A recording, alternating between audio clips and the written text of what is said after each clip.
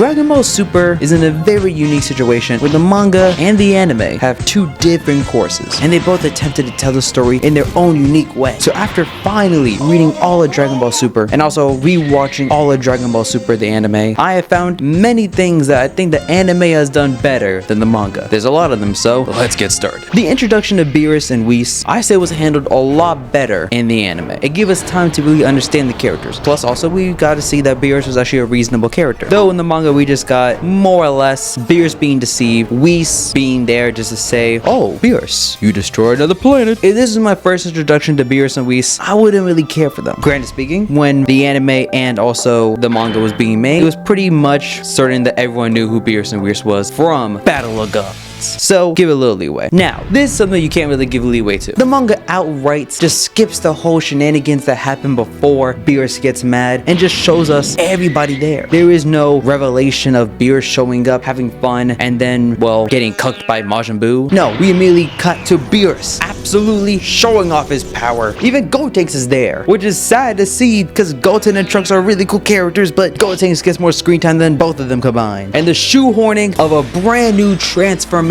is just awful. Through exposition of the narrator, we see in these short little panels the introduction of a god. In the anime, it at least took its sweet time by giving it a whole episode. Did it look good? No. Was the Battle of Gods movie infinitely superior? Absolutely. But to introduce a transformation in Dragon Ball needs time, patience, and most importantly, it needs an impact. This is not an impact. Having Goku being a childlike, innocent person is alright. Too much of it, and I'm a little bit frustrated. I'm not saying this is an instant where Goku is too much of an idiot, you know, biting his tongue as he was saying Super Saiyan God Super Saiyan, which is a mouthful to say anyway, and thank goodness they call it Super Saiyan Blue, because that is such a dumb name, and everyone already can acknowledge it, that Super Saiyan God Super Saiyan was a ridiculously long and unneeded name. But I say this part was better handled in the anime, just because they just didn't really linger on it. They just said, hey, you know what, we're calling this Super Saiyan Blue, end of story.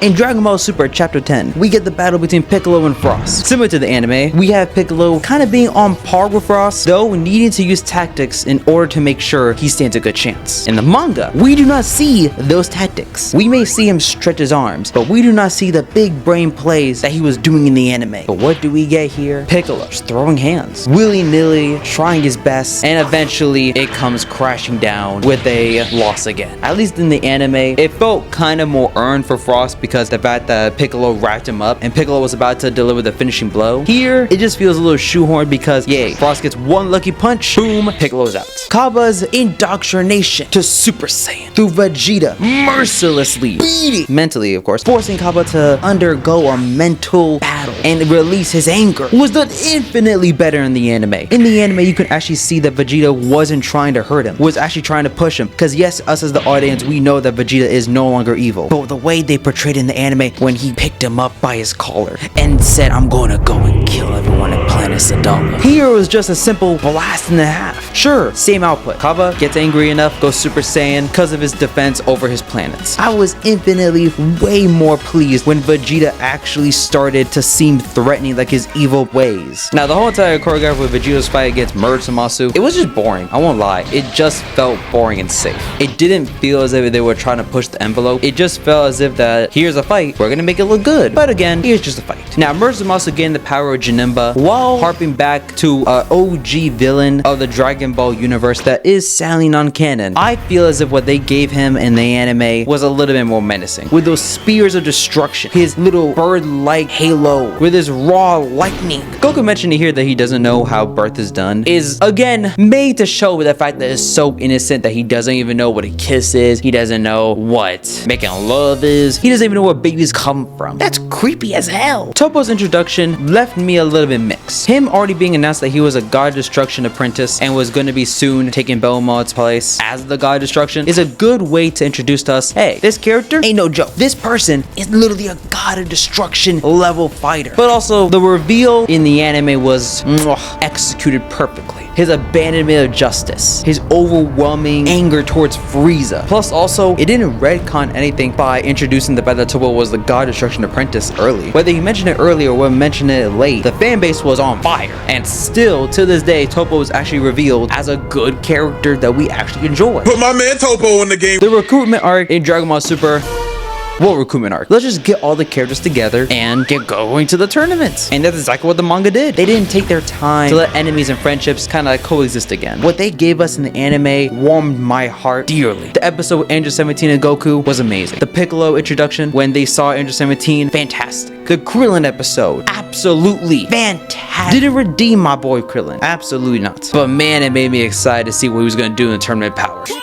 But at the moment, of course, totally made me feel like Dragon Ball Super was finally on the right course to letting me see the glory of Dragon Ball. Now, I specifically hate Caulifla's introduction to Super Saiyan really badly. I do not like it. And I really do not like Kale being the Super Saiyan legend of history bull crap. But just skipping the whole entire transformation and just to leave in a dialogue sense saying, hey, Caulifla, you did great. Nice job while like a Super Saiyan. We're not going to show it, of course, but nice job. I think, you know what? Tell me about the back tingle. Let me hear about it. Give me a 20-page essay about the back tingle instead of just not telling me anything about it. Cause when did Super Saiyan just become a joke of a form? Now, boy, the eliminations. Oh, they were downright evil. Toro had no time to waste. He said, man, the anime finished. I got no time to waste. Tien, you're gone.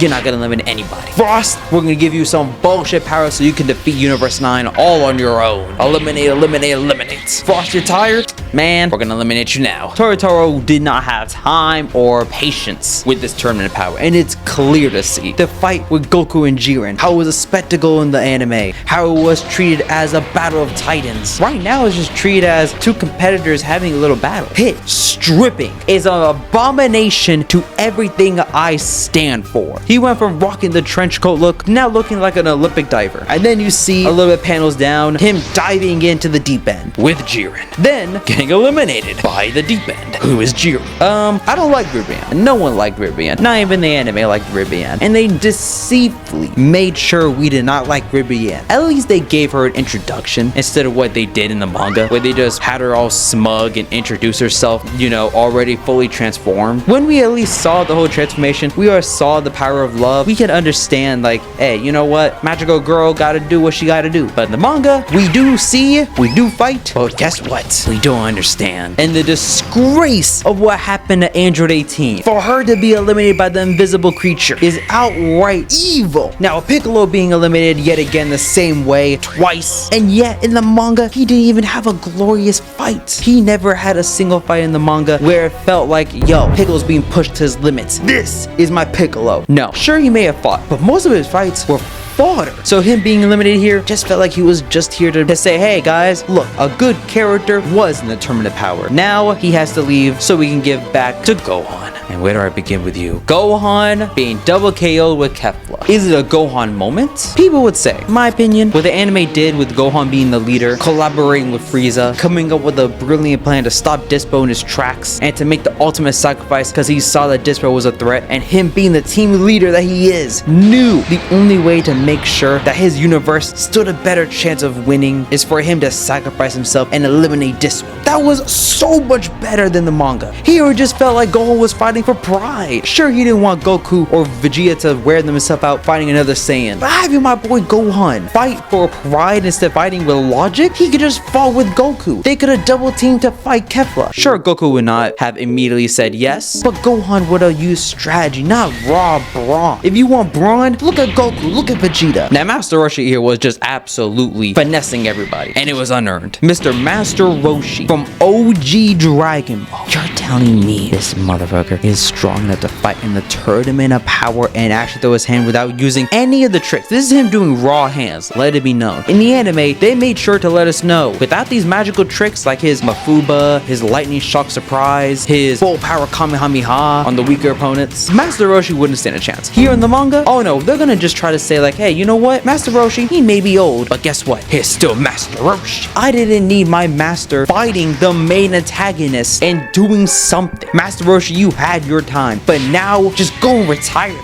for goodness sakes. And having Master Roshi's words be the mechanism that unlocks Ultra Instinct is the worst transformation I've ever seen in the series. I may not like Super Saiyan God Super Saiyan. I think that might be the worst transformation of the whole series, but this might be up there. Having Goku, who already in Z we've seen him become a master of martial arts, now reawaken his martial arts skills, and that's the catalyst for Ultra Instinct. That's what spurs him on to fighting on par with Jiren. Not like how in the anime it took him surpassing his limits to not be overwhelmed and swelled up by the spirit bomb that he created. No. We're gonna say all it took was a couple of words in a scenario where it required him to go UI. Now Vegeta trying to go toe to toe with Jiren, in the anime they at least gave us an attempt. In the manga, I think this panel speaks for itself. We didn't see Vegeta announce to the world that he was going to overthrow Jiren, this self-proclaimed hero. How in the anime, when Vegeta started talking about his pride, we all was there screaming with joy, saying, "Oh, you say I'm arrogant, I say damn right." How Dispo and Toppo, how most people have already seen in the anime, these two characters with full of potential, one being a speed demon while the other one being a god destruction apprentice, getting eliminated because of flimsy rocks. No time to really make us connect. If this truly was the way that the story was told in the anime, forget DLC. Toppo and Dispo wouldn't even be talked about nowadays. And this self-proclaimed sacrifice that Android 17 had to do apparently, because both in the anime and the manga, there has to be a sacrifice. Okay, let's have Android 17 explode the bomb in his chest that we already know, if you watch Z, he doesn't have anymore. And he's just gonna go kablooey. Okay, well at least let's see what the manga does with that. Oh wait, his shirt isn't even torn off. He has no visible injuries. It was absolutely unnecessary, absolutely unwarranted, and it just frustrated me that they had to try to include this. His sacrifice in the anime made so much more sense. He saw that Goku and Vegeta were down on their power. He knew that Goku and Vegeta were the only ways that they could win. That made so much sense. Now, what happened at the end with Jiren eliminating Vegeta being there to the end was pretty cool. But what they did in the anime, how Vegeta really fought tooth and nail to the bitter end trying to eliminate Jiren for his pride, for his family, and to see the fact that one lucky shot is what eliminated our boy Vegeta in this instance. Now, immediately after Vegeta got eliminated, then we get the whole entire Frieza Goku team up, with Goku and Frieza fighting side by side, the choreograph looking phenomenal, having it look like a big giant spectacle. How in the manga, of course, sure, the whole brilliance of Frieza sacrificing himself so he can eliminate Jiren, it worked really well. And of course the surprise reveal of Android 17, and the wrap up to Dragon Ball Super's final anime arc, with Torito's shoehorning everything that happened in the anime, with Frieza being resurrected, everyone flying back and letting the arc come to an end, just for him to let us know, hey, go out to theaters right now and watch Dragon Ball Super Broly. But of course, there are some good things with the manga, and you'll see it next week. But until then, thank you for watching. You guys stay safe and peace.